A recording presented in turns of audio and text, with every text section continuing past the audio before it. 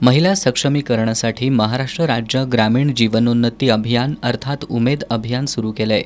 जिल्ह्यात जवळपास 26,000हून अधिक बचत गट आहेत, तर जवळपास 1,000 समूह संसाधन व्यक्ती आणि 65हून अधिक प्रभाग समन्वयक कार्यरत आहेत। गरजू महिला बचत गटाच्या माध्यमातून एकत्र येतात। त्यातील अनेक महिला नवनवीन उद्योग व्यवसायाचं ध्येय बाळगून बचत गटाच्या माध्यमातून अर्थसहाय्य घेतात।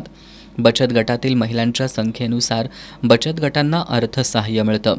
यातील अनेक महिला प्रामाणिकपणे कर्जाची परतफेड देखील करतात। या अभियानात मानधन तत्वावर काम करणाऱ्या प्रभाग समन्वयक आणि समूह संसाधन व्यक्ती यांची अधिक मक्तेदारी चालत असल्याचं दिसून येतंय। याच मक्तेदारीतून प्रभाग समन्वयक आणि समूह संसाधन व्यक्तींकडून बचत गटांच्या पैशांचा अपहार करण्याचे प्रकार घडतायत। यातील काही प्रकरणात तक्रारी झाल्यात, तर बहुतांश प्रकरणांवर पडदा टाकण्यात आल्याचं वास्तव आहे। सध्या करवीर तालुक्यातील पाचगाव इथल्या नुकत्याच एका बचत गटाच्या रक्कमेत सुमारे 30,000चा अपहार झाल्याचा प्रकार समोर आलाय। बचत गटाच्या महिलांच्या पैशाचा प्रभाग समन्वयक पूजा शिंदे यांनी अपहार केल्याचं उघडकीला आलंय। बचत गटातील महिलांनी एकत्र येत जिल्हा ग्रामीण विकास यंत्रणेच्या प्रकल्प संचालिका सुषमा देसाई यांच्याकडे याबाबत तक्रार दाखल केली आहे।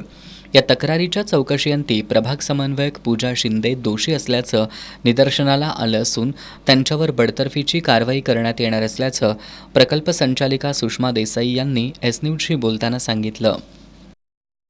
सीसींच्यावर सुद्धा कारवाई होणार,